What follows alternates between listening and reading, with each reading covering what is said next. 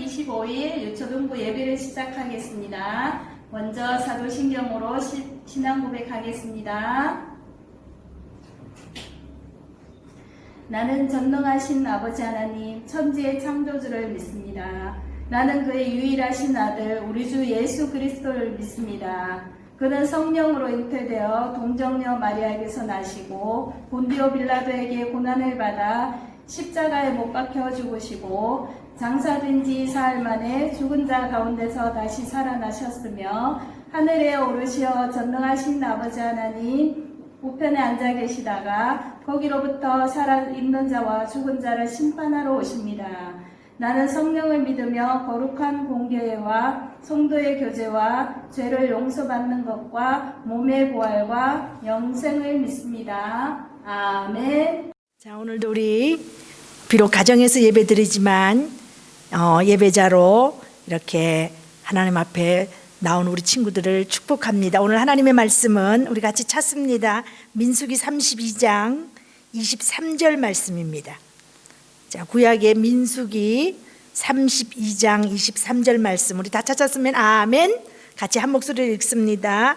너희가 만일 그같이 아니하면 여호와께 범죄함이니 너희 죄가 반드시 너희를 찾아낼 줄 알라. 민수기 32장 23절 말씀 아멘. 이 말씀은 하나님의 말씀입니다. 자, 우리 친구들 지난 주간에 느부갓네살 왕이 하나님 앞에 교만해서 그가 7년 동안 들짐승처럼 그리고 소처럼 풀을 먹으면서 짐승처럼 살았던 거 여러분 기억나나요? 그래요. 그것도 7년 동안 밤에 이슬을 맞으면서 정신병자처럼 그렇게 그가 살았어요. 그것은 바로 느부갓네살의 교만 때문이었어요. 그러나 그가 7년이 지난 어느 날 하늘의 하나님을 바라보면서 참 하나님을 깨닫고 하나님 앞에 찬양과 영광을 올려드렸을 때에 그가 다시 이전보다 더 높은 왕의 자리에 다시 앉게 되었던 것까지 우리가 말씀을 전해드렸어요. 자, 그 후에 이제 느부갓네살 왕이 죽게 되었어요. 이제 느부갓네살 왕의 성경에 보면 부친이라고 말하는데 여기 부친이라는 말은 고대 언어의 습관에 아버지만 꼭 부친이라고 부르지 않고 그 고대의 언어 습관에 보면 모든 자기의 조상들 모두를 아버지라고 부르는 그런 습관이 있었어요. 자, 벨사살 이제 느부갓네살 왕이 죽자 그 후에 벨사살 왕이 왕으로 앉게 되었어요. 물론 이제 우리가 역사적으로 그 구약의 역사를 쭉 보면 벨사살 왕이 되기 전에 느부갓네살과 벨사살 사이에 다른 4명의 왕이 더 있었던 것을 우리가 역사적인 것을 보면 알 수가 있지만 우리가 거기까지는 공부하지 않고 벨사살 왕이 이제 바벨론의 왕이 되었어요. 자, 그러나 벨사살 왕도 역시 자기의 권세와 자기의 능력을 많은 사람들에게 자랑하고 싶었어요. 그래서 그는 1000명의 귀족들, 아주 높은 사람들을 다 잔치자리에 불러 모았어요. 자, 그 자리에는 귀족들과 그 다음에 왕후들과 후궁들도 다 모이게 되었어요.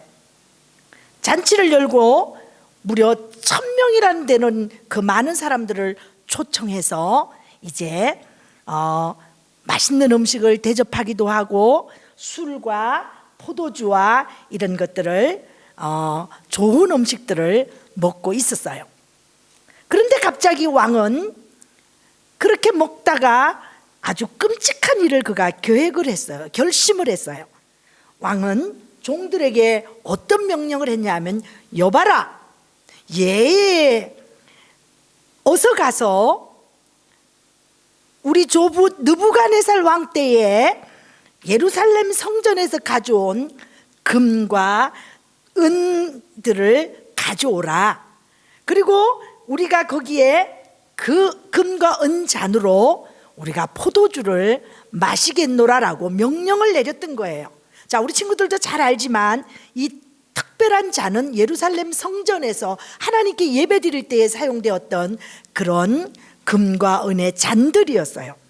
자, 특별한 잔들은 한 분이신 하나님께 예배드리기에 사용되었던 것이지만 벨사살 왕은 그것들을 다 무시하고 그 금과 은을 가지고 자기 잔치자리에서 그 술을 마시려고 가져오려고 명령을 했던 거예요.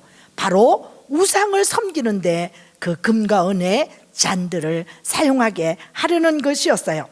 자, 하나님께만 경배할 때 사용하던 그 잔에 포도주를 부어 마심으로써 한 분이신 우리가 믿는 그 참 하나님은, 하늘의 하나님은, 그들이 그 벨사살 왕은 하나님을 무시하고 그 다음에 하나님을 업신여기는 큰 죄였어요.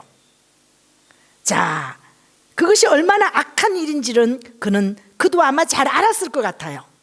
벨사살 왕도 그 하나님에 대한 그 이야기, 자기 그 윗대의 느부갓네살 왕이 했던 일들을 왜 모르겠어요. 그러나 거기에 대해서 전혀 신경 쓰지 않았어요. 그는 자신의 죄에 대해 벌을 받게 되리라고는 전혀 생각지 않았어요. 자, 여러분도 여러분 자신이 죄를 짓고도 그 죄를 숨길 수 있다고 생각하나요? 우리는 우리가 지은 죄를 피할 수가 없어요. 여러분이 만약에 하나님의 자녀라면 주 예수 그리스도를 나의 죄에 대한 구세주로 마음속에 모셔드린 친구들이라면 불신앙이라는 죄에 대한 형벌을 우리 힘으로는 해결할 수 없다는 것을 여러분은 믿어야만 해요. 그러나 죄에 대한 형벌을 하나님의 아들 예수 그리스도께서 우리의 모든 죄가를 다 지불하셨다는 것도 우리 친구들은 믿어야만 해요. 자, 왕과 왕이 모인 그 왕후들과 그 후궁들과 그 1000명의 귀족들이 다 모인 곳에서 이제 이 왕이 그 예루살렘 성전에서 예배드렸던 그 잔들을 가져오기를 기다리고 있었어요. 자, 그때에 신하들이 그 예루살렘의 성전에서 가져온 그 금과 은의 잔을 이제 이 잔치자리로 가져오게 되었어요. 자, 그곳에 그 잔으로 그들은 포도주를 부어라 마셔라 하면서 그들은 그런 악한 일을 하면서 자기들이 믿는 그 거짓 신들을 찬양하면서 팔이나 몸에 이런 전혀 죄의식을 그들은 느끼지 못하고 술을 부어 마시고 그렇게 그들이 우상 앞에 악한 일을 하고 있을 때였어요. 그런데 갑자기 그들이 서 있는 그곳에 그 앞 벽 쪽에 석회로 되어 있는 이제 그 이런 하얀 이런 벽처럼 이런 게 아마 있었을 거예요. 그 벽에 갑자기 손이 나타났어요. 어떤 몸도 없고 어떤 형체도 없지만 손가락만 나타나서 막 뭔가를 쓰기 시작했어요. 그리고 그 손이 움직이면서 글씨를 써내려 갈 때에 벨사살 왕은 얼굴이 창백하게 종이짝처럼 하얀 종이처럼 변하게 되었어요. 그리고 성경은 그를 뭐라고 말하냐면 그 벨사살 왕의 다리가 넓적 다리가 얼마나 그가 떨었는지 넓적 다리 마디가 녹아 내리는 듯하고 그 다음에 그 무릎이 서로 붙어서 막 정말 사시나무 떨듯이 그 나무가 그 다리가 서로 부딪혀서 떨고 있었다고 성경은 말해주고 있어요. 자, 여태껏 왕은 한 번도 그런 장면이나 그 손만 나타나서 글씨를 썼다는 이야기도 전설로도 들어보지 못한 일이었어요. 그는 그때에 그 글자가 써내려가는 것을 보면서 도대체 무슨 글자인지 알지 못했어요. 자, 그런데 그 글자를 읽을 수도 없었고 그 손가락에 쓰는 글씨를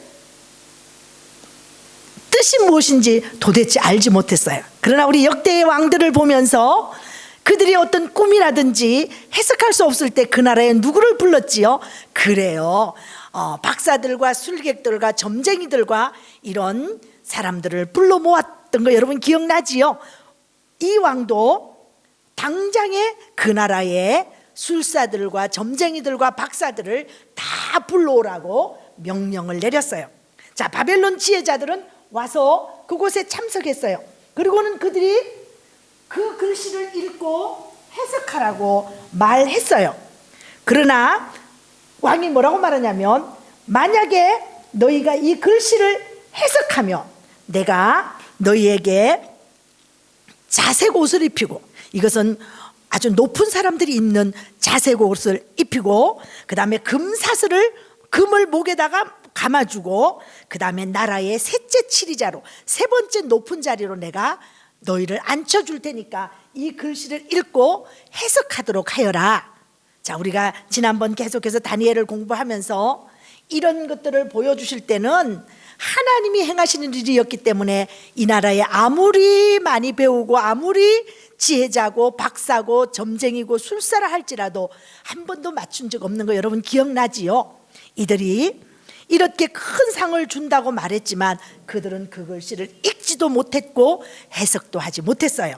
자, 왕이 그때 계속해서 두려워하고 있었어요. 그 글씨 앞에 모든 사람들은 떨고 있고 그 사람들은 두려워서 어찌할 바를 모르고 있을 때였어요. 그때에 왕후가, 그러니까 이 벨사살 왕의 아마 어머니나 할머니가 되는 것 같아요. 성경에 자세히는 말하지 않지만 왕후가 그 사건에 대한 이야기를 신하로부터 들었겠지요. 그래서 그 이야기를 듣고 왕 앞에 찾아 나오게 되었어요. 자, 이 왕후가 왕이시여 걱정하지 마십시오.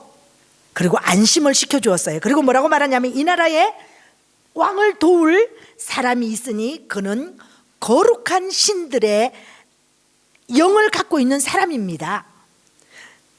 우리의 윗대의 느부갓네살 왕이 어려운 일에 처했을 때 그 사람이 그 꿈을 다 해석해 주었던 사람입니다.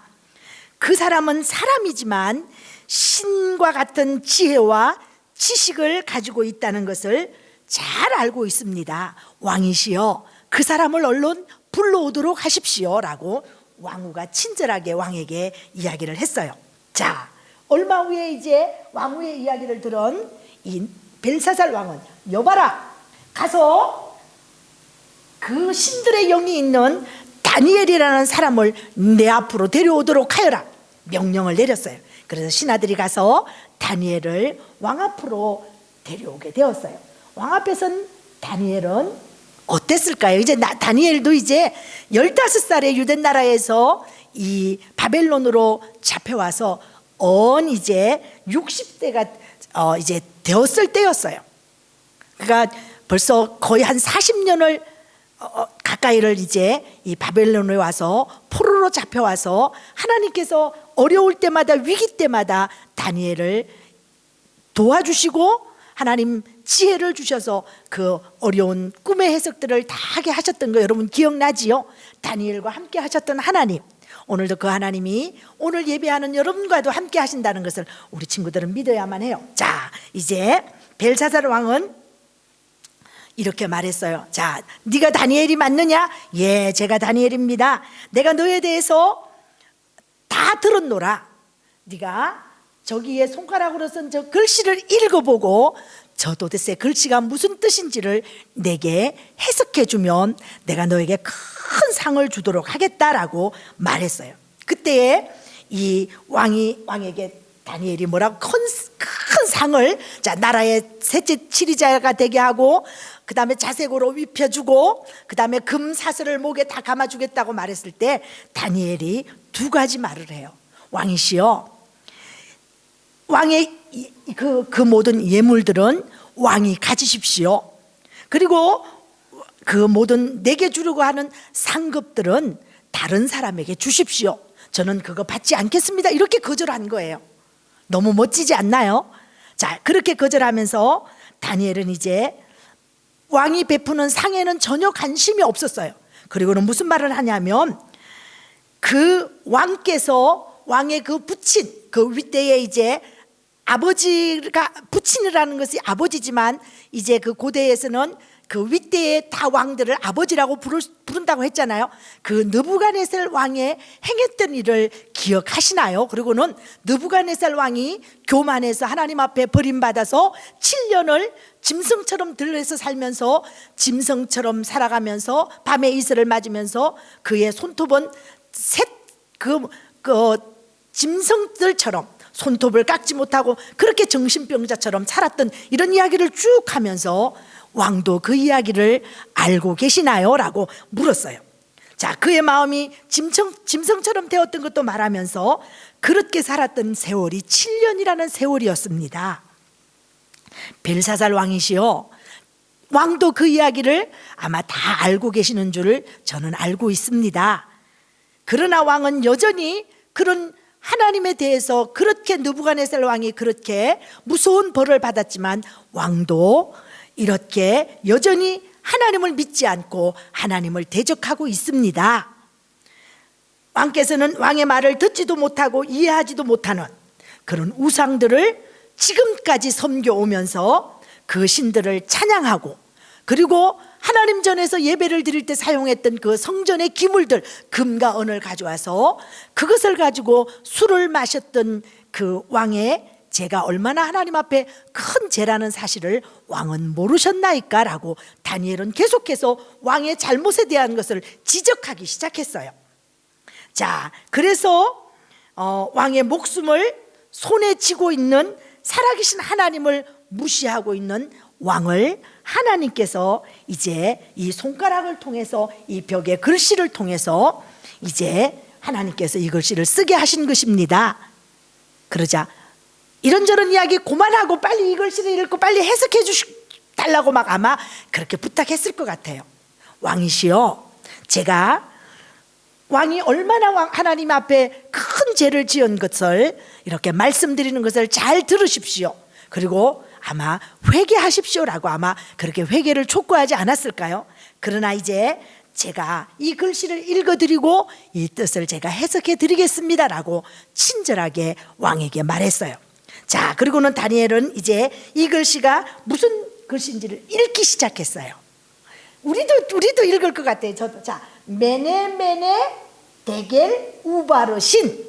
자, 메네를 2번 썼어요. 이 메네라는 뜻을 이제 설명하기 시작했어요. 하나님은 이미 왕의 나라를 세워서 끝나게 했습니다. 그러면서 자, 메네 이 말은 2번을 말하는 것은 자, 세워보았다 2번. 자, 메네 세워보았다 이 2번을 말하는 것은 내가 자세히 세워보았다 이 말은 뜻이에요. 자, 메네 이게 한 번이 아니라 2번은 내가 세워보고 또 세워보았는데 자세히 내가 세워보았다는 말입니다. 그리고는 데겔이라는 말은 이제 왕의 저울에 이제 이 저울에 왕을 달아보니까 이 저울에 왕이 모자랍니다. 그리고 자, 메네 데겔 이 말은 우바르신인데 우는 여기에서 이제 따로 우바르신 이게 아니라 우바르신. 우는 그리고 이 말이에요. 그리고 세워보고 달아보니까 자, 메네는 뭐라고요? 자, 세워보고 또 자세히 세워보니까 데겔이라는 말은 저울에 달아보니까 저울에 달아보니까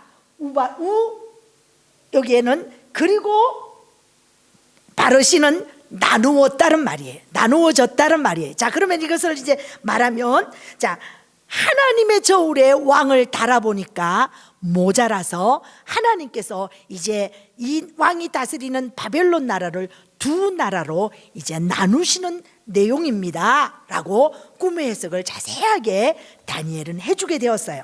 자, 하나님께서는 돌아오기를 기다리고 계셨어요. 오늘 이 벨사살 왕뿐만 아니라 하나님은 오늘도 우리가 하나님 앞으로 날마다 죄 가운데 있을 때에 돌아오기를 기다리시는 분이 하나님이세요. 자, 하나님은 우리의 삶도 처음부터 지금까지 끝까지 우리의 삶도 세워보고 있어요. 카운트하고 있어요. 우리가 6살 때 어떻게 살았는지 우리가 5살 때, 그 다음에 우리가 9살 때, 10살 때, 지금은 어떻게 살고 있는지 우리의 모든 삶도 하나님께서는 카운트하고 계신다는 것을 우리 친구들은 알아야만 해요. 자, 하나님 앞에 숨길 수 없어요. 어떤 무엇도 우리는 하나님 앞에 숨길 수 없다는 것을 여러분 믿어야만 해요. 하나님 앞에서 그래서 우리는 하나님 앞에 살아야만 해요. 우리가 하나님 앞에 산다는 말을 다른 말로 뭐라고 말했지요? 코람데오라고 말했어요. 자, 하나님 앞에 살아야 되는데, 자, 나는 그럼 과연 내가 지금 하나님 앞에 살고 있는가? 요즘처럼 이렇게 학교도 가지 못하고 집에 엄마들하고 지내면서 공부하는 척 하면서 온라인으로 우리가 공부도 하지만 공부 외에 다른 것 하면서 혹시 여러분은 죄를 짓고 있지 않나요? 보지 말아야 될 그런 어떤 영상들을 계속 본다든지, 어떤 핸드폰을 가지고 계속해서 게임을 한다든지, 이렇게 10분이 지나 20분이 지나 하루에 몇 시간씩 한다면 우리가 그것이 하나님 앞에 숨길 수 없는 죄를 짓는 것이라고 볼 수도 있어요. 우리가 좋은 것만 보겠어요? 막 싸우는 거 보고 막 세상 사람들 전혀 하나님과 다른 이런 것들을 계속해서 우리가 본다면, 또 한다면 그것들이 우리의 마음을 전혀 하나님께로 가까이 하지 못한다는 것을 우리 친구들은 알아야만 해요. 자, 하나님도, 자, 나는 나를 속일 수 있어요. 엄마도 속일 수 있어요. 우리가 지금은 교회 사모님도 처녀 그 다음에 우리 할머니 할아버지들도 교회 선생님들도 다 우리는 속일 수 있어요. 그러나 하나님은 속일 수 없다는 것을 우리 친구들은 알아야만 해요. 자, 우리 삶을 매네매네 세고 또 세고 있다는 것 친구들 기억하세요. 그리고 세워보고 계실 뿐만 아니라 우리도 하나님의 저울에 우리를 달고 계신다는 것을 우리 친구들 기억하세요. 저나 여러분이 하나님 저울에 우리가 달았을 때에 정말 하나님 저울에 우리가 이렇게 모자람이 없을까요? 사모님은 너무 많이 모자랄 것 같아. 벨사살 왕처럼. 여러분은 어떠세요? 그래요. 어떤 누구도 하나님의 저울에 달아봤을 때 온전한 사람이 없으리라고 믿어요. 그래서 의인은 없나니 한 사람도 없다고 로마서 3장 10절에 말해주고 있잖아요. 그리고 로마서 3장 23절에 모든 사람이 죄를 범하였음에 하나님의 영광에 이르지 못하는 말도 바로 우리는 죄인이기 때문에 하나님의 저울에 달았을 때에 우리는 다 모자랄 수밖에 없는 우리들이었어요. 그러나 하나님의 카운트 법은 우리의 법과 세는 것이 우리의 세우는 것과 다르다는 것도 여러분은 알아야만 해요. 자, 하나님의 카운트 법은 십자가로 카운트하고 있어요. 하나님의 아들 예수님께서 우리 죄를 위하여 십자가의 죽으심으로 말미암아 그 죽음으로 끝나지 않고 3일 만에 부활하신 그 예수님을 믿기만 하면 우리의 모든 죄는 다 용서받고 하나님의 저울에 달았을 때에 십자가로만이 그 저울에 통과될 수 있다는 것을 우리 친구들은 믿어야만 해요. 그래서 하나님이 오늘도 우리가 엄마가 그러잖아요. 너 셀 때까지 안 하면 너 혼날 거야. 자, 하나, 둘. 엄마가 뭐라고 그래요? 바로 셋 들어가야 아니잖아요. 자, 둘의 반의 반. 자, 둘 반의 반의 반. 이 말은 무슨 우리에게 기회를 주잖아요. 엄마가 시켰던 심부름이라든지 내가 해야 될 일에 대해서 하라는 말이잖아요. 그래서 우리가 셋하고 끝내는 엄마들은 별로 없어요. 그러면 우리가 둘의 반, 둘의 반의 반의 반, 반의 반의 반의 반 하면 우리가 이제 엄마 말에 순종하고 나가잖아요. 하나님도 똑같아요. 우리가 죄를 지었을 때에 죄를 숨기고 있으면 하나님 다 보고 계시잖아요. 그러나 하나님, 내가 오늘도 하나님 앞에 실수했어요. 하나님, 내 죄를 용서해 주세요. 하나님, 오늘도 내가 하나님의 마음을 근심하게 해드려서 너무너무 죄송해요. 오늘도 동생하고 형하고 싸웠어요. 하나님 용서해 주세요. 이렇게 하나님 앞에 말씀드린다면 우리의 죄는 용서받을 수 있는 거예요. 자, 이제 왕의 이 이야기를 다 들은 왕이 너무나 놀랐어요. 그리고 왕이 이렇게 이제 비록 끔찍한 메시지를 그가 받았지만 그가 막 다니엘로 내가 누군데 감히 나한테 그런 말을 하는 거야 이렇게 할 수가 없었어요. 너무나 정확한 하나님의 저울에 달아봤을 때 모자라서 이제 바벨론은 나라가 두 개로 나누어집니다. 이 말을 들었을 때 왕이 얼마나 두려웠을까요? 그러나 약속한 대로 다니엘에게 상을 주도록 명령을 했어요. 자, 자색 옷을 입히고 금사슬을 목에 걸어주고 나라의 셋째 치리자라는 것은 이 벨사살 왕은 역사적으로 사모님이 이 다니엘을 공부하면서 참 기억나는 것은 이 벨사살 왕의 아버지도 사실은 지금 이때에 계셨어요. 그런데 그 살아계신 아버지는 자리에 앉아서 왕 나라를 다스리기보다 막 그때는 전쟁이 끊이지 않았잖아요. 전쟁터로 다니면서 막 그렇게 다니시는 아버지였기 때문에 이 벨사살 왕이 사실은 왕궁에서 왕의 자리를 일을 보고 있었던 거예요. 자, 그때 이제 이 벨사살 왕은 그러면 자기 아버지가 첫째 자리고 자기가 둘째 자리고 그 바로 밑에 자리를 다니엘에게 준다는 말이었어요. 이런 상을 주게 되었어요. 자, 벨사살 왕은 그의 교만으로 나라는 두 개로 이제 나누어지면서 그날 밤에, 오늘 성경에 이 다니엘서 5장에 보면 그날 밤에 이 생명을 그만 잃고 말아 죽게 되었다고 성경은 말해주고 있어요. 하나님의 나라는 제가 지난주에도 말했지만 하나님의 나라만 영원하다는 것을 우리 친구들 기억나나요? 그래요. 이제 바벨론도 망해요. 이제 메데바사도 망해요. 그 다음에 이제 우리가 쭉 보면서 이렇게 영원한 제국은, 영원한 나라는, 세상 나라는 영원하지 않아요.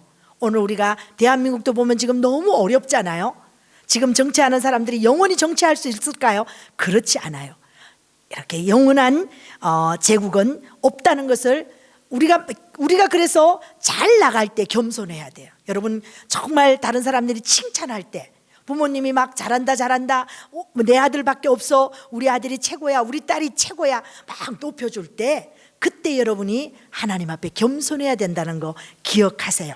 자, 새로운 왕이 이제 다스리면서 바벨론은 멸망하게 되었고, 이제 메대 사람 다리오 왕이, 다른 왕이 이제 정권을 또 잡게 되었어요.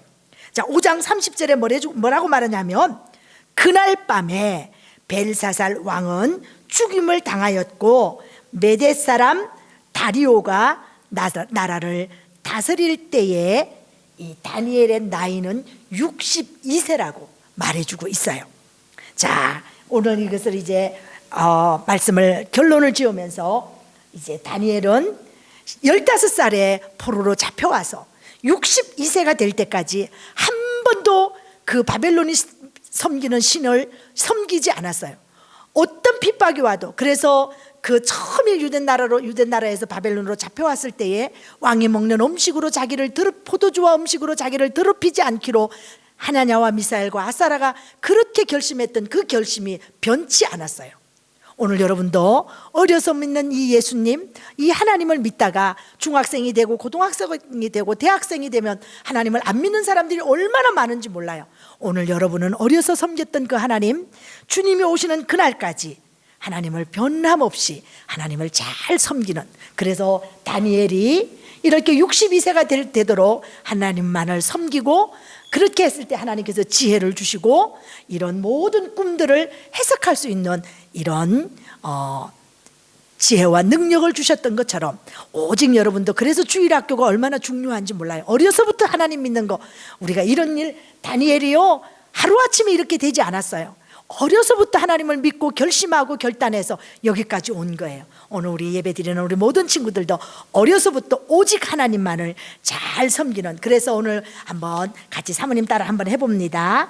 자, 오늘 우리 내 죄를 숨기고 벌을 피할 수가 없어요. 아멘이시지요? 오늘 우리 속에 혹시라도 하나님 앞에 숨겨놓고 있는 이것만큼은 내가 하나님 앞에 엄마한테도 말씀 못 드려, 친구한테도 말하지 못해라는 그런 숨겨진 죄가 있다면 오늘 이 설교를 들으면서 여러분이 하나님 앞에 숨길 수 없다는 것을 기억하고 그 죄를 하나님 앞에 내려놓고 기도하면서 회개할 때 하나님은 여러분을 용서해 주신다는 것을 꼭 믿으세요. 자, 이제 여러분이 그의 이제 행동에 대한 책임을 하나님이 물으실 때에 부끄러움이 없는 저와 우리 친구들과 우리 선생님들이 다 되기를 바랍니다. 우리 기도합니다. 하나님 감사합니다.